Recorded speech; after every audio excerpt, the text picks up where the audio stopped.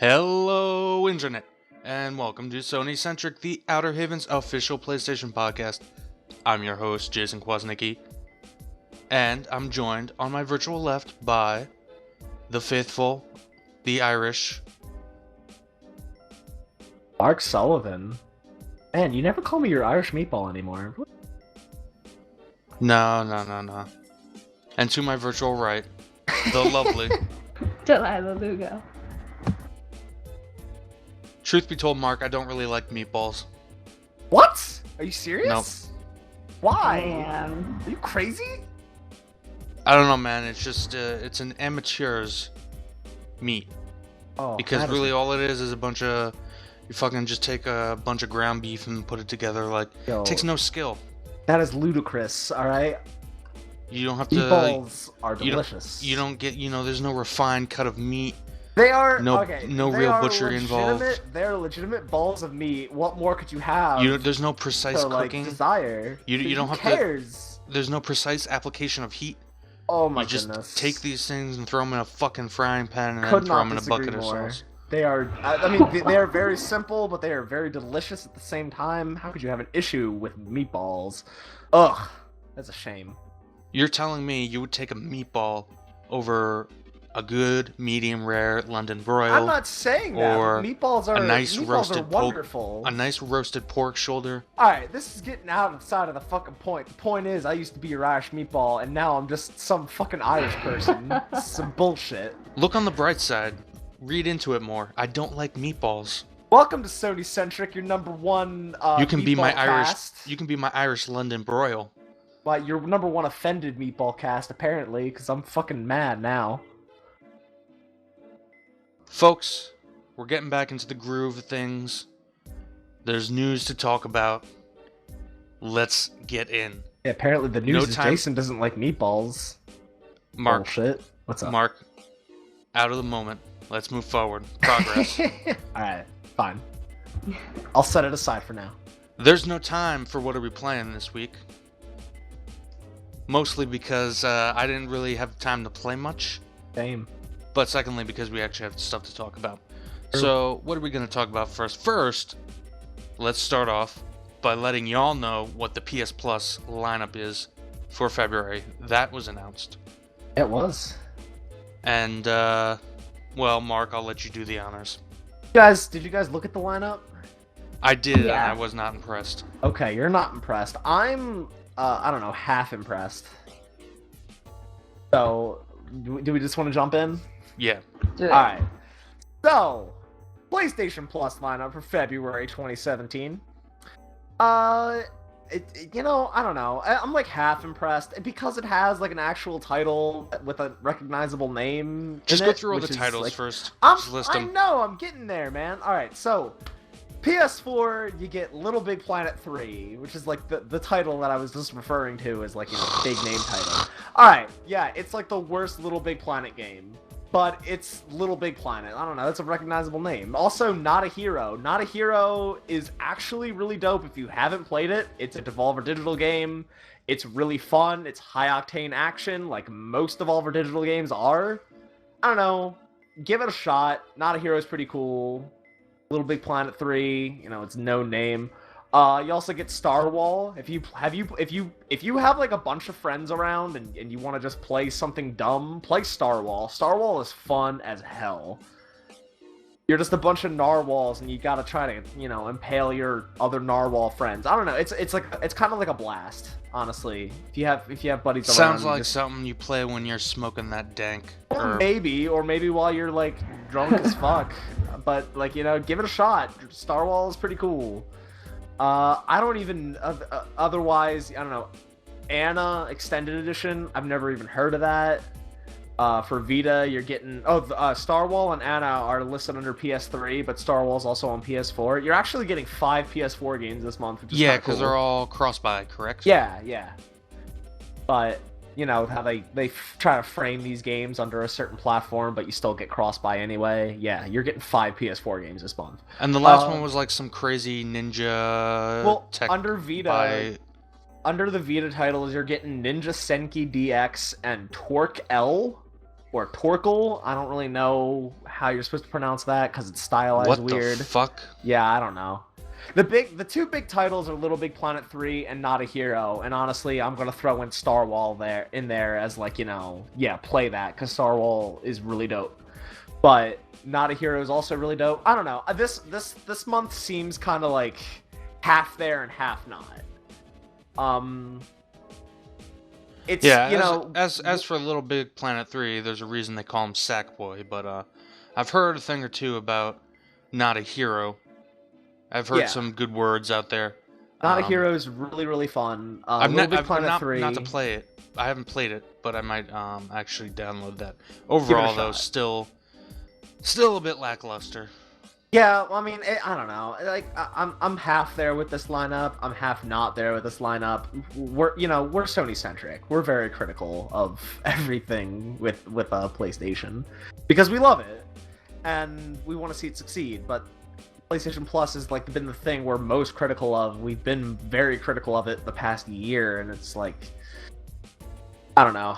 I wonder what committee comes together and decides this. They must sit there and just watch the internet react to the lineup every month and just have a session where they just laugh, get drunk. Honestly, I mean, well, all right. Well, to be fair, it's probably more so what deals they can get with of course. Publishers and developers, but yeah, I'm being hyperbolic here. Honestly, it might be half and half. It's like, in general, there are a lot of misconceptions about how the industry actually works. Right. On a business and a mechanical level, and an operational level. Very true. The margins on gaming are actually extremely slim in terms of profits.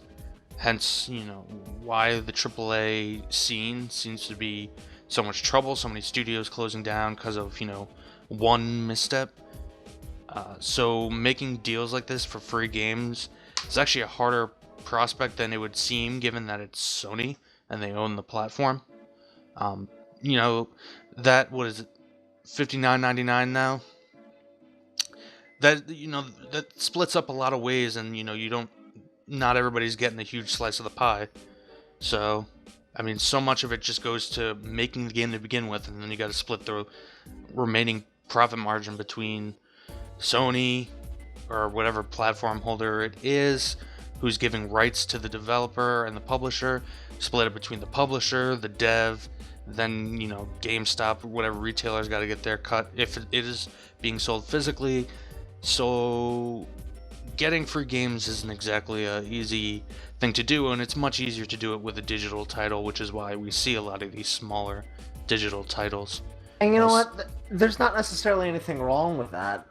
'Cause, like, if we go back in our Rolodex of digital titles we've gotten through PS Plus, like, we got Rocket League right when it came out, which was also, to be fair, critical to that game's success.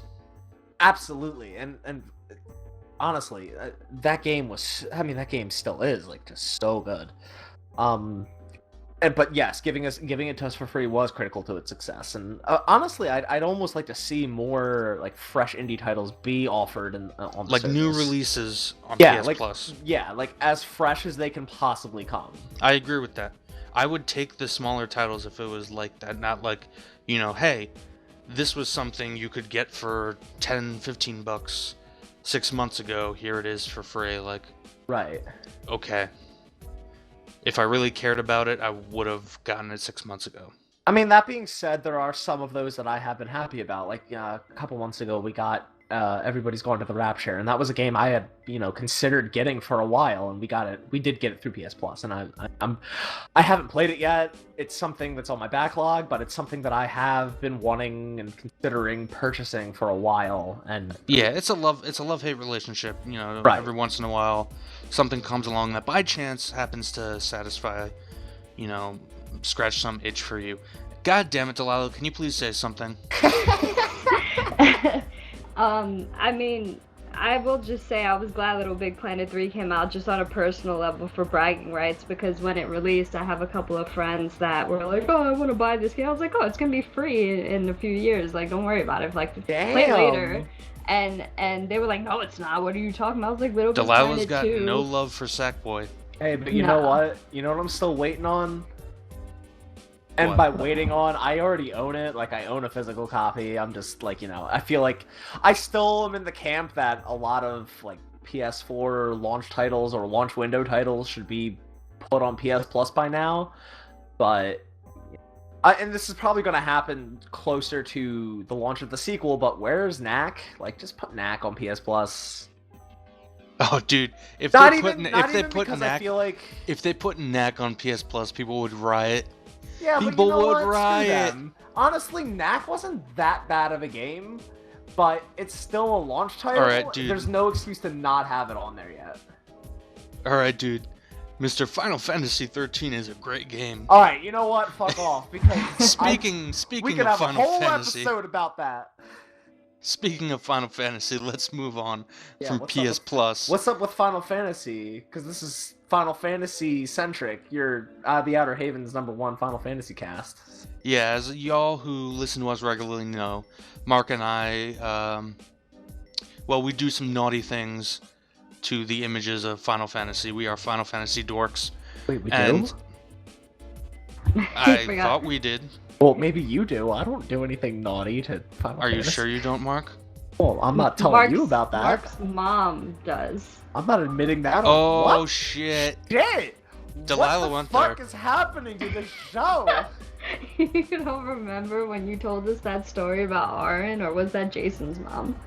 Oh, yeah, I probably... Yo, leave my no. mom out of this shit, man. No, yeah, my mom did have a massive crush on Aaron from Final Fantasy X. Did I tell that on air? You did.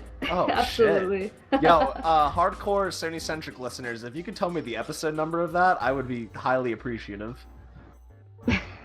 Yo, What? what woman wouldn't be able to look past those sultry sunglasses? Hey, he's apparently really attractive amongst the females. Hey man, he's got a big sword I mean, yeah, he does have a big sword. and a nice red coat. But anyway, And a big dick. You went there. the actual news. For those who don't know, this year does mark the franchise's 30th anniversary. And we were told earlier, actually I think it was even before the year began, that in late January we would be getting an announcement about what exactly Square's plans were. Not even an announcement. Like, they were like, saying, you're would getting be an event. There's gonna be an yeah. event. Okay. yeah. And you know, we got some good stuff. We got finally a release date for the remaster of Final Fantasy 12, which I'm really hyped for. Same. Mark is as well. But at the same time, that was pretty much it. Alright. Shall I lay it out? Yeah, layout like in detail, but I mean that's pretty much it. Alright, so yeah, they had this anniversary event, quote unquote, for the Final Fantasy 30th anniversary. And thank God they kind of doubled down after the fact and said, this is just the start. Because in my opinion, and I feel like most big Final Fantasy fans' opinions, this was a really disappointing event. And it kind of... We kind of realized afterwards that, yeah, okay, it kind of makes sense that this is just the beginning because they didn't even live stream it. And they only invited very specific people. Not many people were even there for this event. But It was like your typical Japanese business presentation. yeah, but yeah, they announced the release dates worldwide for Final Fantasy XII: The Zodiac Age. It's coming July 11th for North America and Europe, I believe, and Yeah. July 13th for Japan and Asia territories. And just But yeah. to give you guys a visual idea, like this is the kind of shit you would expect them to pull with like Dragon Quest. Like you don't pull this shit with Final Fantasy. Yeah, Like it was a like small Final like conference Fantasy- room with like a projector. Like And yeah, like I said, thank God this is apparently just the start, but we'll get to that. So yeah, we got a release date for that, which yeah, I'm stoked for it, and thank God it's in July. I'll have graduated by then. I might actually have time to play it, so thank goodness. But moving on from that, we got some DLC release dates. We're getting the booster pack for Final Fantasy 15 in February on the 21st. The first DLC episode, quote unquote, with which stars Gladio, is going to be March 28th. This is also including the patch to chapter 13. Yeah, there's more news that came out about that. Chapter 13 is getting fixed. We've known about that for a bit. We don't really know the extent that they're quote unquote fixing it. They haven't really detailed that, but I'm sure that'll come out later. And they detailed a little bit about what's coming in the DLC. We're getting the PS Pro patch, which if you have a PS Pro, that applies to you, but not probably have that luxury at this time. But regardless, we got all that. They announced all this merchandise that I feel like barely anyone's going to be able to afford or purchase in the Square first place. Enix. Yeah. At least it wasn't like Square Enix announcing a fucking like Batman figurine. Ugh, God. That would have been fucking wonderful. No, they announced that Cup Noodles, we're getting Cup Noodles with Final Fantasy art on them. Oh, great. And, You get to stare at some hot-ass anime while you get fucking heartburn. oh god, it's just like ridiculous. And you can pre-order the box set that has all of them. And you can even get a giant fork that's based around Ultima Weapon's weapon from like, I think Final Fantasy 7. I think that's the one that they based it off of. Hey man, it is a non-perishable, so you can keep it theoretically forever. Oh, it's just like not only that, but we're getting a wine set that's like priced at $900 and some odd dollars. Wait, Oh, what? God.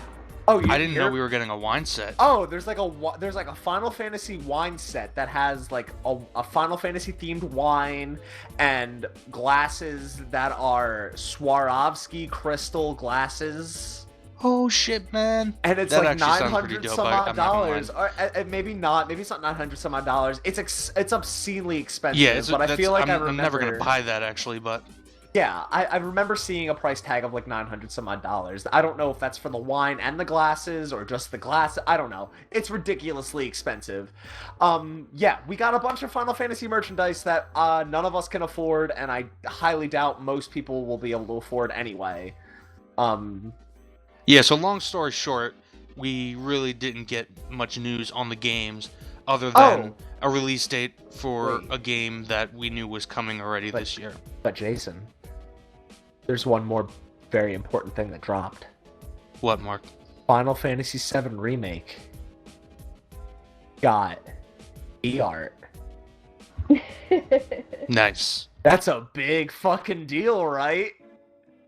Hey man, it will make a lot of the weebos jizz their pants. Not only is it Final Fantasy's 30th anniversary, it's Final Fantasy VII's 20th anniversary this year.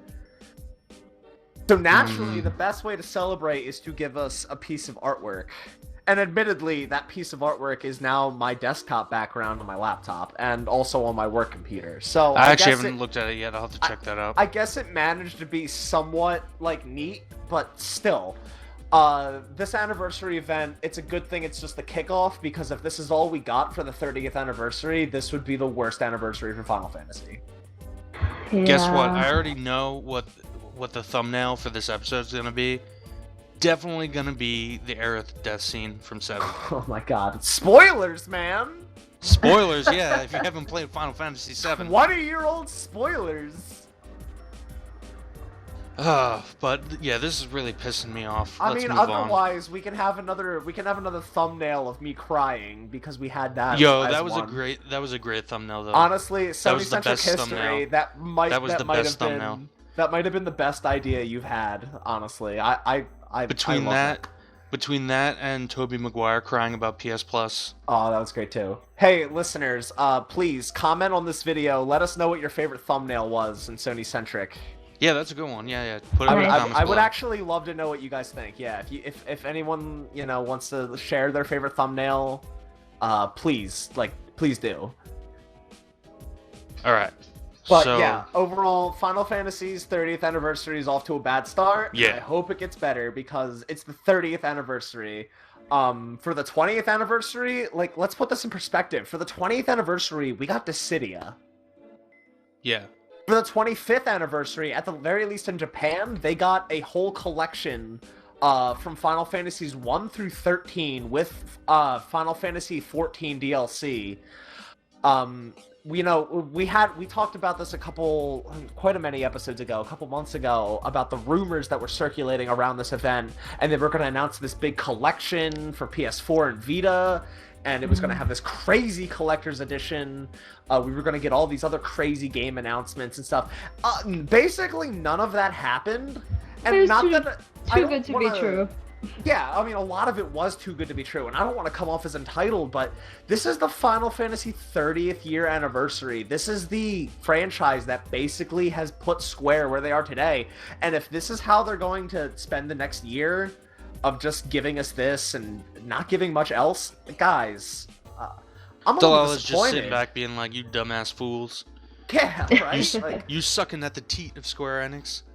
Like, it's great that we got a release date for Final Fantasy 12, but and it's great that we also got more details on Final Fantasy 15 DLC, but this is all stuff we were expecting to hear about anyway. Totally. There's no shock factor. There's no amazing reveal here.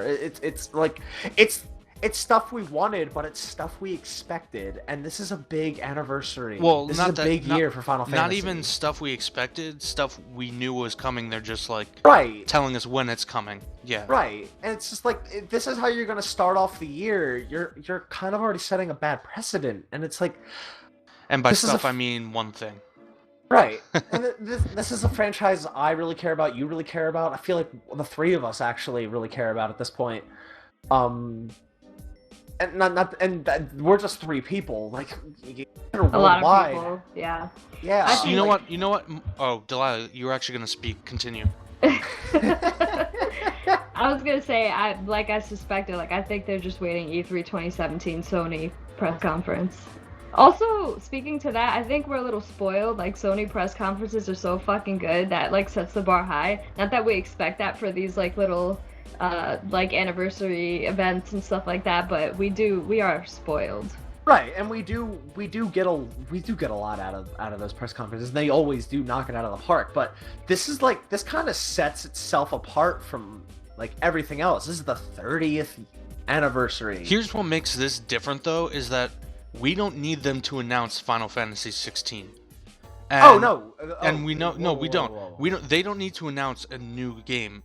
And this is my point: is that all they have to do is announce some kind of collection or a nice, maybe a remaster.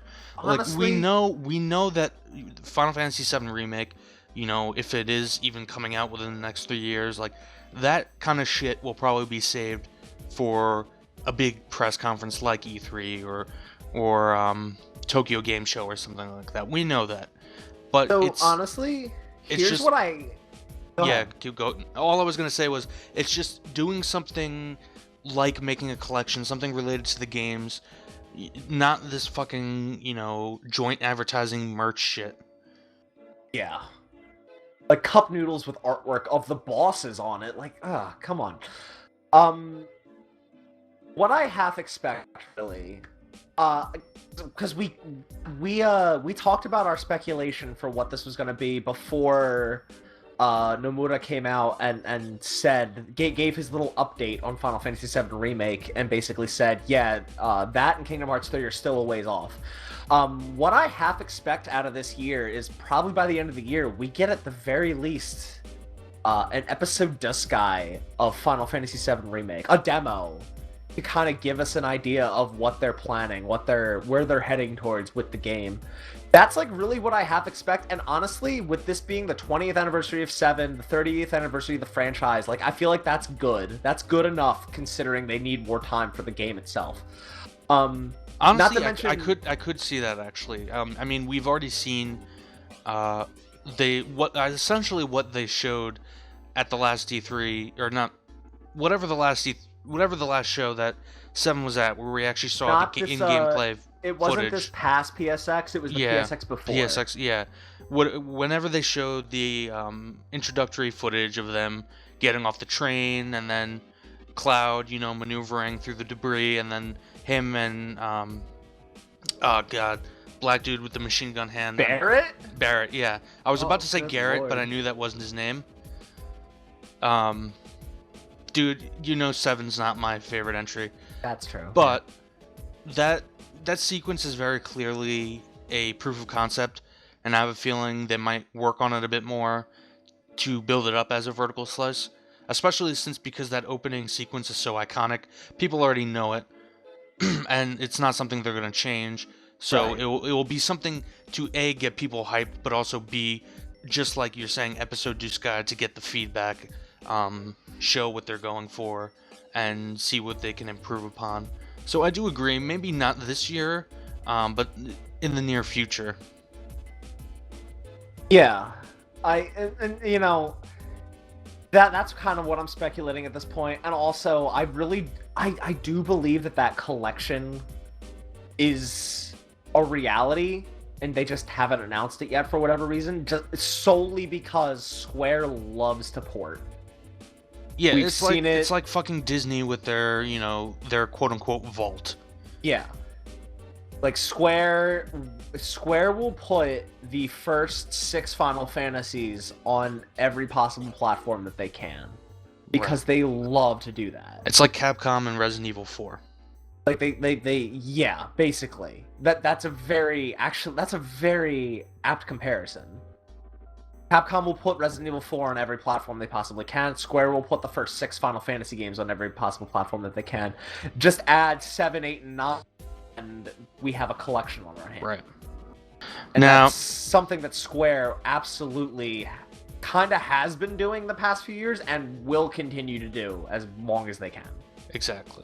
Yeah, It's just a especially matter with of PC them right actually announcing it. now. Especially with PC, they're making a huge move into there. They're literally porting the entire franchise onto PC. Pretty One much, by one. yep. But lest this become a Final Fantasy podcast, and I know how much you all would love that. But before we move on, I just have one more thing, Mark. Oh. I got an idea. The idea. If I love Square's, ideas. if Square's not going to do a special 30th anniversary event, maybe we should Ooh.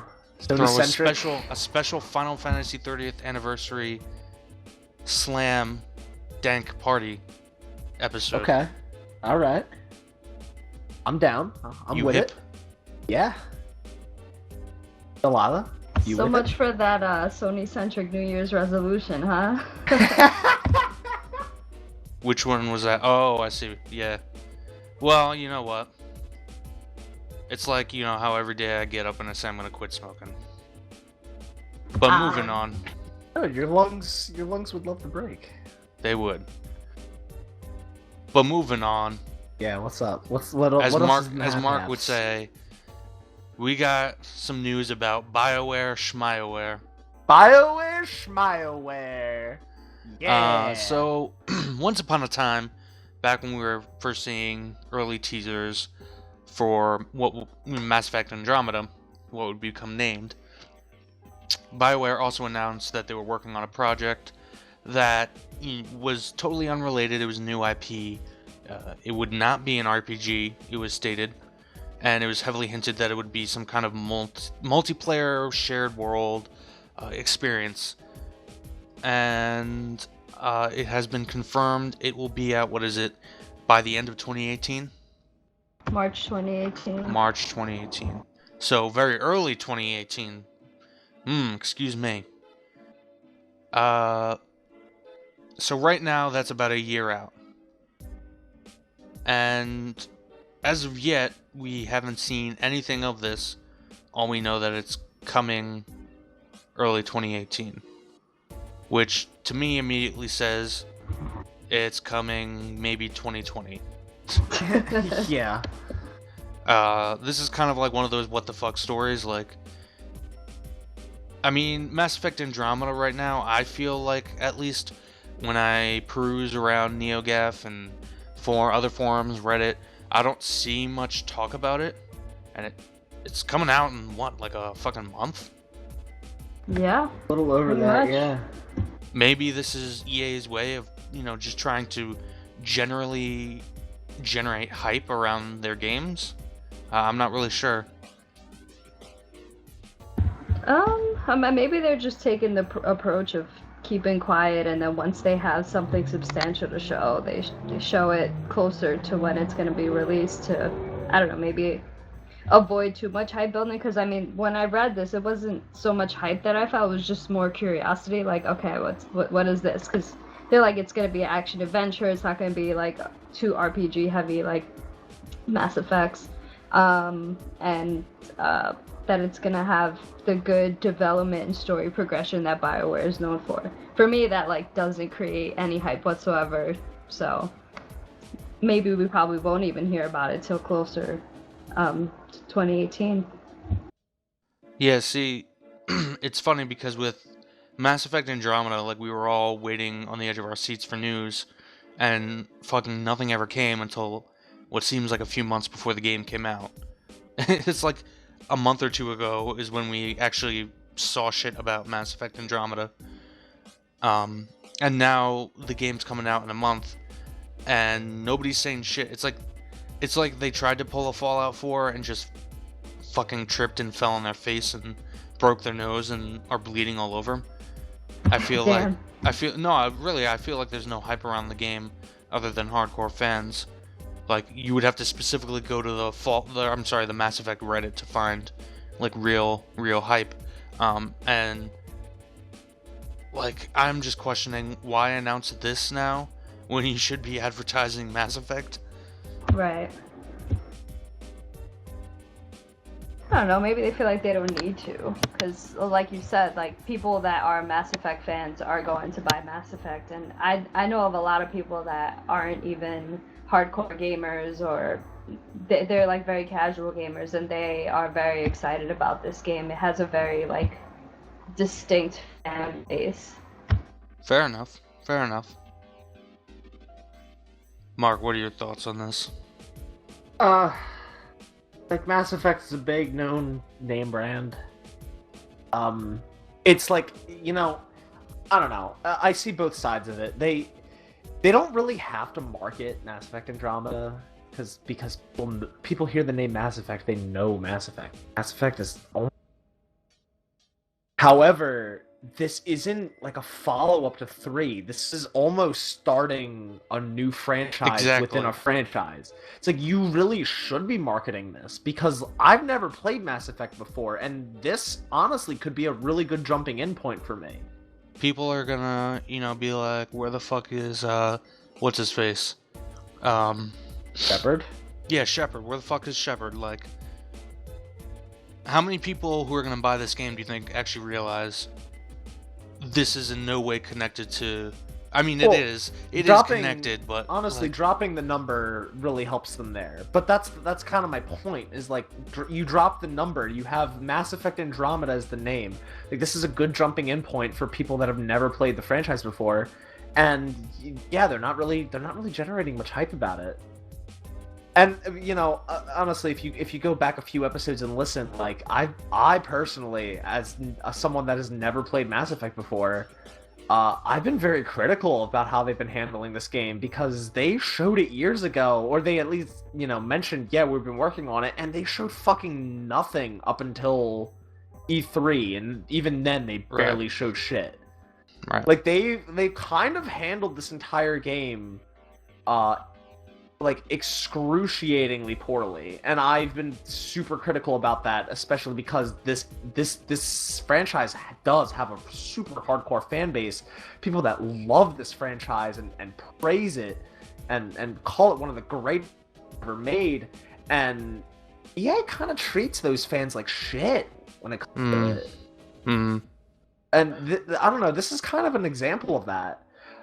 That being said, regarding this new IP, I honestly completely forgot that they had this plan. No, me too. It's like, I don't give a shit. Let me find out if Mass Effect Andromeda is any good first. It really makes me wonder, like, not even how does EA treat, fans of this franchise? How does EA treat BioWare if BioWare isn't even able to generate hype about their own games? Yeah, like, the fact that I feel like so many people forgot that they were working on a new IP, and frankly, I feel like a lot of people probably forgot they were even working on a new Mass Effect up until recently. Yeah, I mean, I just don't get the point of announcing you know, your new IP is going to be out a year from now, but we're not going to actually show you what it is or anything. Yeah, Like, or Yeah. like even then, like, you know, we're working on a new Mass Effect. Here's some concept art. hey, Oh, so thanks, EA guys. is going to release a game in March 2018. Yeah. I know nothing. That's literally what this is. It just what the fuck was the point of this? I don't get it. Like, say what that's you my will- summary of this. Say what you will about a publisher announcing a game too early. Typically, when those publishers announce games too early, and that is an issue. Like, that is a problem.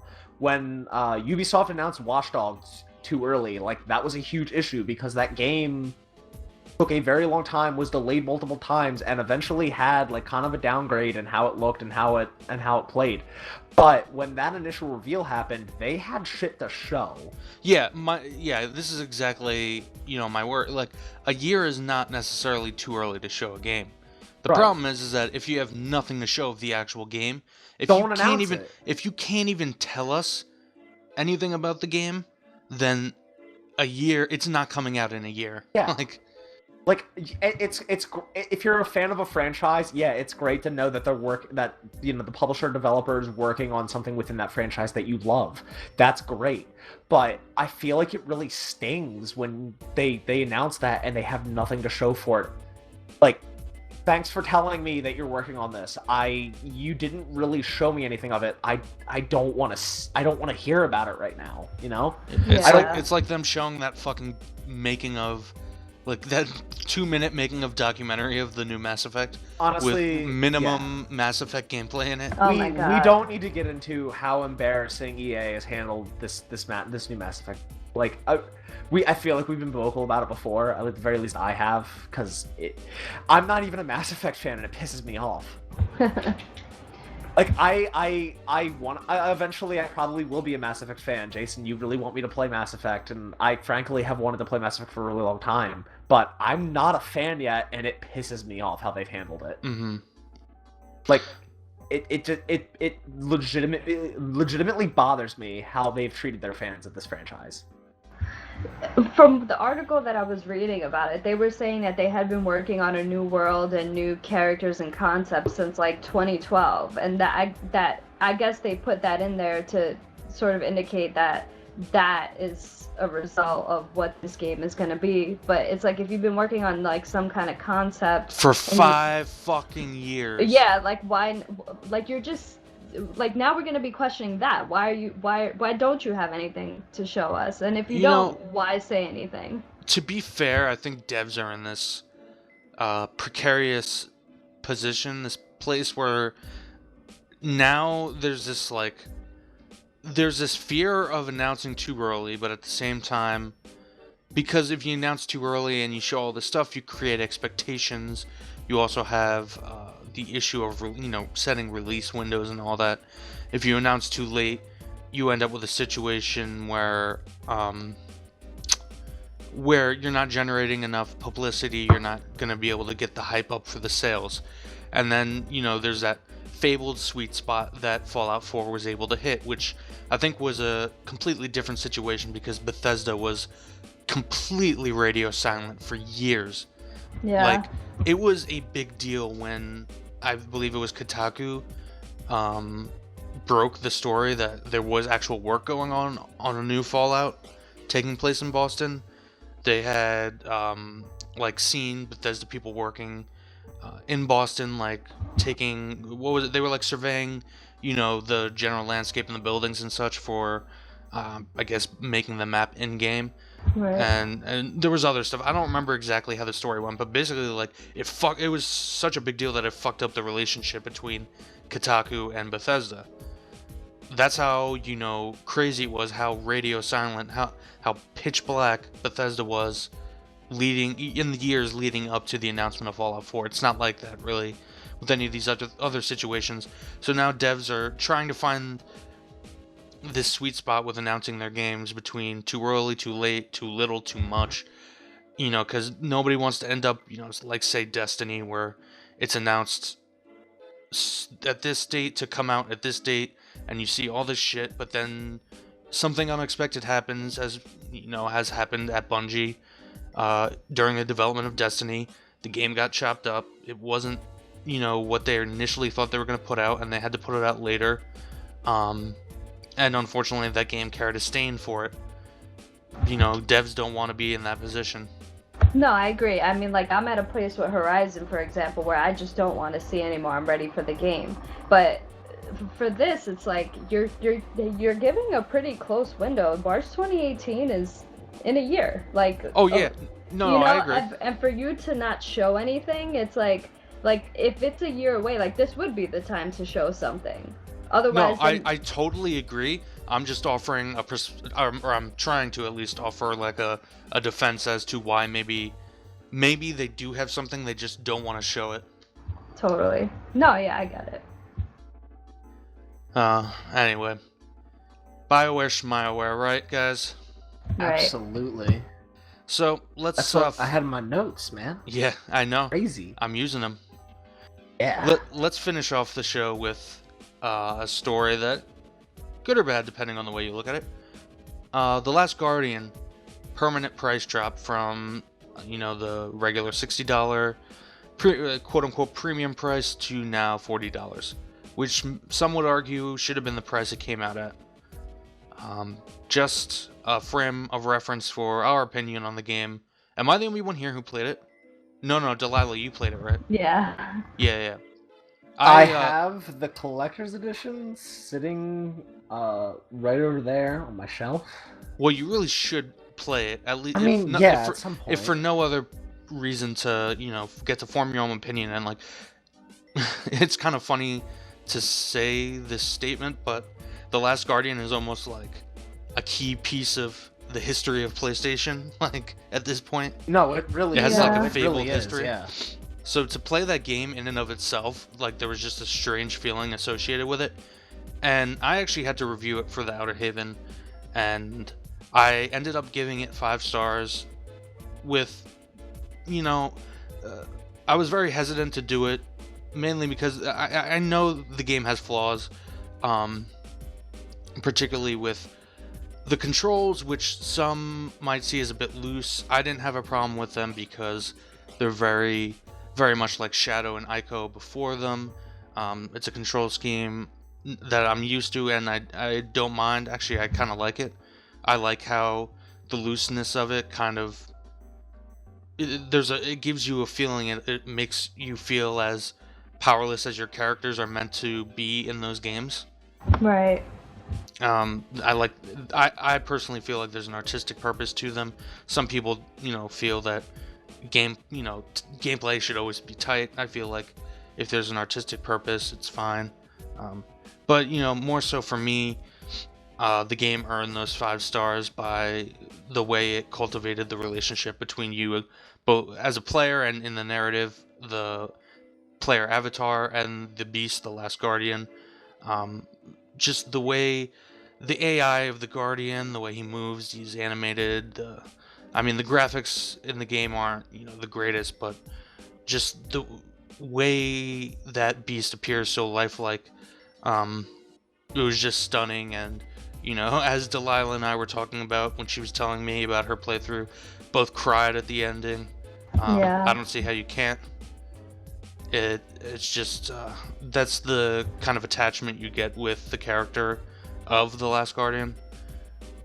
So I recommend it easily to anybody, but I could also understand why people would be put off by it. Yeah, I would say it's definitely hands down on my top 10 list of 2016 games, probably top 5. It was in our Game of the Year show, I believe I put it in my top 3, didn't I? It was like you were debating between that and The Witness, I believe it was. Yes. I don't actually remember. Yeah. Yeah, I think my top 3 were Final Fantasy 15, The Last Guardian, The Witness, and I ended up arguing for Final Fantasy 15 against Uncharted 4. Okay, I thought it was Uncharted 4 and Final Fantasy and The Witness, but maybe, I don't know. Either way, The Last Guardian. Go listen to the episode if you want to know. I can't remember. I will say about the graphics, like The Last Guardian details of Trico, which is the beast that you're playing with throughout the game, is like amazing, super fucking detailed. Exactly. and like while the landscape might not have like as many textures and stuff, I feel like the art style is still overall beautiful. Like I did find myself looking like at, especially at the end of the game, like at the like sunset and the environment. So Yeah, I just find myself so hard pressed to remove myself from that bias I have towards Team Ico games, because it's that consistent art style, but I love it so much, where it's this world that they create, the worlds that even have their own language that's just completely made up, and yeah. you feel like all of these games take place in that same world that um has such familiar yet such foreign aspects to it. It's really cool. Definitely. But it's permanently now $40. So if you were hesitant before to buy it, you have more of a reason to go pick it up now, aside from the fact that many people, including myself, thought it was pretty good. I just wanted to ask real quick, do you guys think that The Last Guardian should have been $40 from the get-go? No, I don't think so. No. Because there are some good, and I'm kind of on the fence about this, because while I do think the game was worth $60 for me, at least personally, I can see why the shortness of the experience, because we're just in a day and age where, like, if Ico were to be released today, and it was, someone was charging $60 for it, people wouldn't buy it. It would be the same situation. Like strictly for the shortness, you're saying? Because technically Resident Evil 7 is also really short, and that game was also worth $60 in my opinion. No, it's a fair argument. That's why I'm on the fence. No, I want to give them the $60. I mean, just that story alone is worth $60. But I guess I can see the argument. It's definitely an acquired taste. I can see why people wouldn't like it, but I just it has like a very special place in my heart, that game, that I can't even debate that it's worth anything less than $60. Because, I mean, the debate between $60 and $40, it's... I mean, I don't think it's even a debate of quality, because look at a game like Ratchet and Clank, it came out at $40. And that game was definitely one of the best games of last year. Yeah. That was one of my my 3 games. It was. Yeah. I thought. No, that game was incredible. Yeah, it still is. If you haven't played Ratchet and Clank, go absolutely buy it. It's often on sale, and it's phenomenal. But I guess my point more is, would you price it anticipating, because everybody knew, I think, that The Last Guardian wasn't necessarily going to be a blockbuster bestseller, simply based on the history of games from Team Ico. I don't know, how do you guys say it? Even it's actually Ico. Ico? Ico. Agoro. I know that. Mark, you're They should resident. be You're resident Team Japan, Aggro. man. They should be Team Aggro. Team Aggro. But yeah. So, I mean, it was pretty obvious, I think, based on the sales of the previous entries. It was Team Ico games are pretty niche, right? Let's be honest. Very I would niche. say so, totally. So, leave like the argument of like, should quality be reflected in the price of the game? Don't you think it would have made sense for Sony to release it at $40 to encourage more people? Yeah. Alright, well, I mean, the thing about they're already losing money on that game. Yeah, well, that's kind of like the thing. It's like you have to you have to price it so that you can recoup the development costs. But I can't even imagine, after the development of this game, what the development cost must have been. Like, and honestly, I almost want to give kudos to Sony, because in a world where Microsoft just canceled Scalebound a couple weeks ago, and I don't know what the state of that game could have been that they decided to cancel it, but I almost feel like they must not have really believed in that property or that game to sell well, that they just decided, maybe it's best if we just cancel it. Sony had this game in development for so long, and they still followed through. And they had to have known that it wasn't gonna be a top seller, and they still stuck by it, and they still put it out there. Yeah. It almost just leads you to see, like, they really do believe in these properties. And imagine if they'd made it a PS Plus game. God, it'll be in less than a year. Don't worry. They were losing money on it anyway. It would have been a goodwill move, and it would have encouraged PS Plus prescription and retention. At launch for a AAA title, first party title especially, that's never honestly, unfortunately, it's never gonna happen. A good idea. It's never gonna happen. But not only is it never gonna happen, it's just never a good idea. That's a surefire way to just. It's a surefire way to lose money, unfortunately, because of course they would lose money on it. But I'm just saying, it's like I was saying before, that game has such a weird place, and the history behind it. Honestly, Colin Moriarty for years has said this about Colin Moriarty of Kinda Funny Games. Has said this for years about The Last Guardian. He never gave a shit about what that game would become or what that game would be when it, in general, when it finally came out. What he really cared about, what he really wanted to know about, was the history. Yeah, I think his exact words were he would always say he wanted to be a fly on the wall at Team Eco. Yeah, he definitely has gone on the record saying that. And honestly, I agree with him. What's more interesting than that game itself, and I haven't even played it yet, and honestly, I'm probably gonna be just like the two of you, and I'm probably gonna bawl my eyes out when I finally play it and beat it, because that's just what Team Eco games are like. If you've never played a Team Eco game, go play one. Go play Eco. Go play Shadow of the Colossus. 100% worth it. And honestly, play The Last Guardian. It's probably all the same. Read Jason's review, theouterhaven.net. But honestly, I have to give credence to that statement. Like, what is probably more interesting than that game itself is the story behind its development, because it has such a storied development. It's like almost on par with Final Fantasy 15. Right. I give Final Fantasy 15 the edge because we've known about it longer, and honestly, it's honestly had kind of a more tumultuous. That's not even a word. I can't even think of the word that I'm trying to think of. Storied. Yeah, it's had even a crazier story somehow. It wasn't like the same game. That being said, like, The Last Guardian has quite a fucking story to it. Hey Mark, I got an idea. Idea. What's up? You and me, we're gonna go to Japan. We're gonna write a book about The Last Guardian's development. Nihon. Homeland.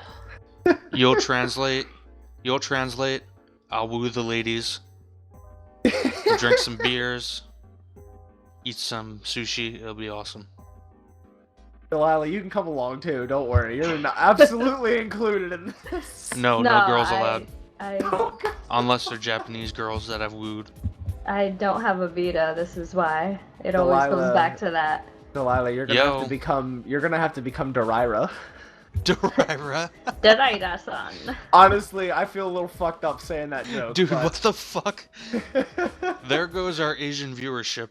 Alright, Asia, Japan, I love you. Honestly, I miss that country so fucking much on a daily basis. It's crazy. Hold on. Alright, so before we peace out, before we get to the outro, Delaila, you face one question. Uh-oh. This is going to be the biggest choice in your life.